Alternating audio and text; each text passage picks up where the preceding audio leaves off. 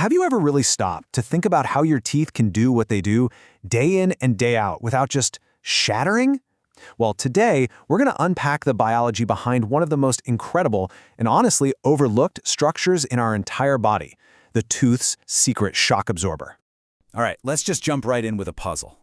How is it that your tooth, which is basically this hard, mineralized thing, can bite down with enough force to literally crush ice, but not break itself or the jawbone it's sitting in? I mean, it seems like a total engineering paradox, right? But the answer is just this brilliant piece of natural design. And here's the secret. It's called the periodontal ligament, or PDL for short. The key is that your tooth isn't rigidly fused to the bone. Instead, you've got to think of the PDL as this super sophisticated, living suspension system for every single tooth. This soft tissue, it's the real hero of our story today. So, to really understand how this thing works, we've got to see what it looks like first. Let's take a little tour of the anatomy of this amazing natural shock absorber. Okay, so you see that tiny space right there? The PDL lives in there, acting as this critical soft tissue bridge between two totally unyielding surfaces, the root of the tooth on one side and the bone of your jaw socket on the other. That little gap makes all the difference in the world. Now, what's really wild is its shape. The PDL isn't just some uniform cushion. Nope, it's very precisely sculpted into an hourglass shape along the root of the tooth, and that specific shape is absolutely key to how it functions. And this just shows you how brilliant that design is. Look at this. The ligament is at its absolute thinnest, just 0.15 millimeters, right at the mid-root. That spot acts as a kind of fulcrum or pivot point. Then it gets wider at the top and the bottom to about 0.38 millimeters, which lets it handle all those tipping forces much better. It's just incredible precision. So what gives this tiny, tiny ligament its amazing strength? Well, the answer is collagen. The PDL is basically woven from these powerful bundles of collagen, which we call principal fibers. You can think of them as the high-tensile steel cables holding up our biological suspension bridge. And get this, these fibers aren't just randomly placed. They are organized with incredible precision. You've got 5 main groups, and each one is angled perfectly to handle a different kind of stress. You have fibers that resist tilting and sideways pressure. The oblique fibers, that's the biggest group, they take on most of the vertical chewing forces. Then you have apical fibers that stop the tooth from being pulled right out of the socket. And for teeth with more than one root, you've got interradicular fibers for extra stability. It is an absolute marvel of biomechanics. So, we've seen the what. Now let's get into the how. How does this whole system come together to let your tooth basically float in its socket and absorb these massive, massive forces?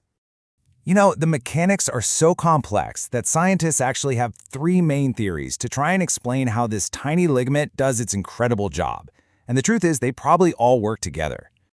Okay, theory number 1 is the tensional theory. The idea here is that when you bite down, those wavy collagen fibers we just talked about get pulled taut. They straighten out just like ropes, and that transfers the force directly to the bone, which then flexes just a tiny bit to absorb the hit. Next up is the viscoelastic theory. This one is really cool. It suggests that the force from a bite literally squeezes fluid out of the ligament space and into these tiny little channels in the jawbone. This movement of fluid acts like a hydraulic cushion, dissipating the pressure before it can do any damage. And finally, we have the thixotropic theory. This one focuses on the ground substance of the PDL, which is kind of like a gel. Under sudden pressure, this gel becomes more liquid for a split second, which allows for movement. And then, poof, it instantly goes back to its gel state when the force is gone. It's like a smart material that adapts in real time. And this isn't just speculation. Super recent research from just this year 2024 actually confirmed it. Using advanced models, scientists saw, and I'm quoting here, significant oscillatory fluid motion, basically fluid sloshing back and forth inside the ligament when chewing forces were applied. It's pretty strong evidence for that hydraulic shock-absorbing system we were just talking about. But physical force isn't the only thing the system has to deal with. The PDL is also on the front lines of a constant, invisible biological war. Right. So while the PDL is brilliantly designed to handle these huge physical stresses, its greatest enemy is often microscopic. That fight against bacteria can really determine the fate of the entire system. Let's just look at the difference here, under the microscope.